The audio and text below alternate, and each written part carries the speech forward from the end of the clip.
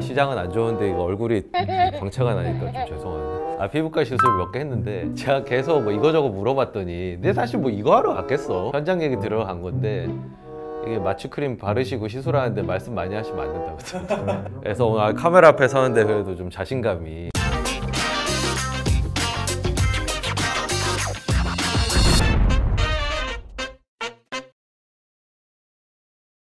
주식이 다른 뭐 자산, 뭐 채권, 예금 뭐 이런 거에 비해서 뭐가 제일 차이가 크다고 보세요? 아무래도 움직이는 거, 변동성에서 오는 수익을 그래도 가져가려고. 근데 이제 거기 따르는 이제 스트레스가 있다는 거지. 게다가 실시간으로 이렇게 출렁거림에 따라서 돈을 막 잃었다는 느낌도 나고. 코인이랑 주식의 차이는 어떤 것 같아? 코인은 뭐 때문에 올라가고 뭐 때문에 내려가는지 아예 몰라가지고 뭐 실체가 있느냐 없느냐, 계산이 가능하냐 불가능하냐. 그런데 코인을 또 좋아하는 건 그만큼 이렇게 움직이는 폭이 크기 때문. 또 코인 하고 나서는 움직이는 것 때문에 또 스트레스를. 저도 그 변동성을 못 이겨서 코인에 100만 원 정도 투자했다가 3일 만에 25만 원을 잃고 나왔고. 꾸준하게 실패 사례를 제공해주는 거 우리 권 PD. 실패를 통해 투자를 배우고 있습니다. 배우기만 하다 끝나는 거 아니야?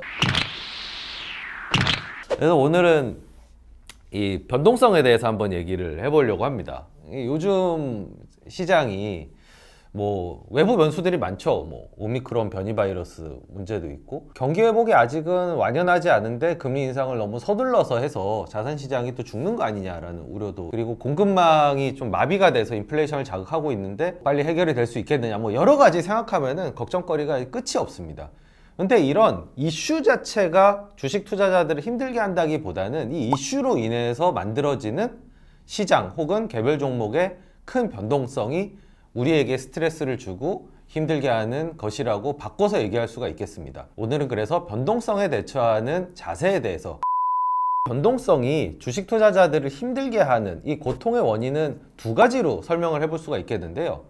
첫 번째는 주가라고 하는 건 장기적으로 기업 가치에 수렴을 하겠지만 단기적으로 보면은 뭐 랜덤하게 움직이는 거라고 보일 수가 있습니다. 그게 어느 정도는 사실이거든요. 근데 인간은 인과관계를 명확하게 인지를 못하면, 즉 이 주가가 뭐 때문에 오르고 떨어지는지를 명확히 알지 못하면은 불안감과 무력감을 느끼는 그런 존재입니다. 지옥이라는 게 드라마도 보시면은 사람들이 인과관계를 느끼지 못하면 불안하기 때문에 내가 인과관계를 줘야 되겠다, 뭐 약간 스포일 수 있겠지만 뭐 이런 게 얘기들이 나오지 않습니까? 그게 인간의 본성이라고 할 수 있는데 단기적인 주가가 설명이 되지 않기 때문에 이게 뭐지?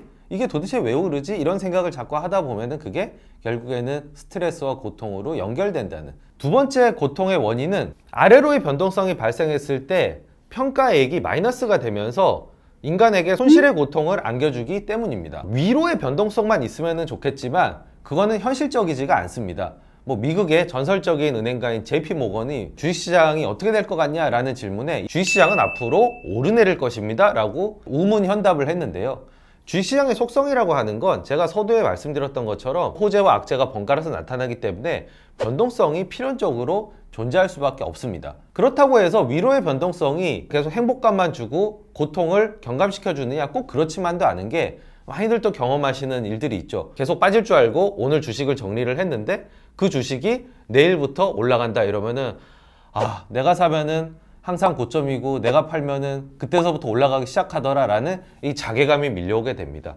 그래서 위로든 아래든 변동성은 투자자들에게 고통을 안겨줄 수밖에 없습니다. 제가 인간은 변동성을 싫어한다 라는 말씀을 드리면은 무슨 소리냐, 우리나라 사람들이 코인도 많이 하고 그리고 ETF도 평범한 게 아니라 막 2배짜리 3배짜리 이런 거를 즐기는 걸로 봐서는 특히 한국 사람들은 변동성을 좋아하는 거 아니냐라는 반론을 제기할 수도 있을 텐데요. 저는 좀 해석을 다르게 합니다. 그거는 이 시장에 참여하기 전에 나는 다른 사람들과는 달라, 난 능력이 있기 때문에 이 변동성을 이용해서 돈을 벌 수 있어, 이런 기대감이 있으면은 사실 변동성이 작은 것보다는 큰 게 그 기대감을 높일 수가 있죠. 여기에 따르는 어떤 욕심, 이런 것들이 작용해서 그런 2X, 3X ETF 그리고 코인 시장이 투자자들을 유인하는 것이지, 막상 거기에 참여해서 위아래의 변동성을 크게 겪다 보면은 이것도 역시나 스트레스로 연결될 수밖에 없다라고 생각을 합니다. 그래서 저는 변동성이 너무 싫어서 뭐 예금이나 부동산만 하겠다라는 분들에게 변동성이 필히 존재할 수밖에 없는 주식 투자를 뭐 권해서 설득할 그런 자신도 없고요. 나는 뭐 돈을 벌 자신이 있으니까 큰 변동성을 즐기겠다, 이런 분들을 뭐 침착하게 만들 만한 그런 뭐 재주가 있다고 생각하지도 않습니다. 현재 재테크 상황을 봤을 때 주식 투자를 할 수밖에는 없는데, 거기에 변동성이 있다는 것도 인정을 하겠는데, 그래도 나는 이 변동성을 이겨내고 만족할 만한 수익률을 내고 싶다, 그런 욕심이 있으신 분들에게 드리는 조언이라고 생각해 주시면 좋겠습니다. 변동성을 대하는 올바른 자세의 조언은 세 가지로 요약될 수가 있습니다. 모건 하우절이라는 이 저널리스트가 쓴 돈의 심리학이라는 책이 있는데요, 변동성은 fine이 아니라 fee다라는 그 얘기가 나오는데요, 그러니까 즉 주식 투자를 하는 데 있어서 이 변동성, 주가가 위아래로 움직이는 거는 이 자체가 벌금이 아니라 이거는 주식 투자를 하면 어쩔 수 없이 지불해야 되는 입장료 같은 거라는 겁니다.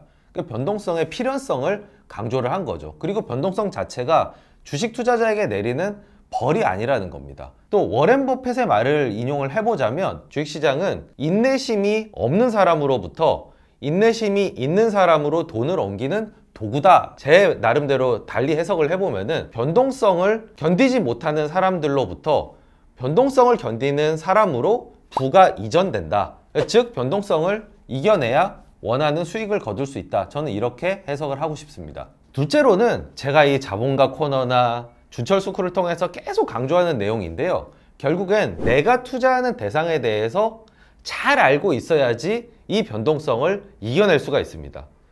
월미도에 가보시면은 거기 명물인 그 디스코 팡팡이라는 그 기구가 있습니다. 이 디스코 팡팡은 계속 진행하는 사람이 이렇게 튕기면서 사람들을 이렇게 떨어뜨리는, 의자에서 떨어뜨려서 이제 가운데로 몰고, 이게 이제 운영의 묘미인데요, 거기서 이제 안 떨어지는 사람들을 보면은 두 가지 부류가 있습니다.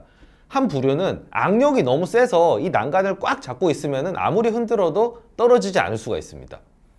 두 번째 부류는 이 튀기는 거에 맞춰가지고 몸에 힘을 빼고 거기에 리듬에 몸을 맡겨서 팡팡거리지만 떨어지지 않는 그런 이제 신공을 부리는, 이런 두 부류만이 이 디스코 팡팡에서 떨어지지 않을 수가 있습니다. 이거를 주식 투자에 대입을 해보면은 이 악력이 높은 분들은 이 투자 대상에 대해서 잘 알고 있어서 어떤 주가의 변동성이 오더라도 이 믿음을 유지하는 분들, 그리고 이 변동성을 받아들이고 그 변동성에 맞춰가지고 투자를 굉장히 유연하게 가져가시는 분들, 즉 어쨌든 변동성에 대해서 고집이 됐든 혹은 뭐 원칙이 됐든 뭐 유연함이 됐든 이런 것들을 갖추고 있어야 되는 거지, 일단 디스코 팡팡을 탔으면은 그 변동성, 그 팡팡거리는 거를 완전히 회피할 수는 없다. 세 번째로는 지금 뭐 11월, 12월에 이 변동성이 이걸로 끝나는 게 아닙니다. 주식 투자를 하는 한은 계속 생길 텐데요, 이 변동성을 반복할수록 수익을 쌓아 나갈 수 있는 투자법을 익히셔야 됩니다. 경험을 통해서 뭐 가치 투자가 됐든 아니든 자신만의 투자법을 장착하신 고수들은 이 변동성이 발생하면은 결국에는 저점 매수, 고점 매도를 반복하면서 수익률을 끌어올리게 됩니다.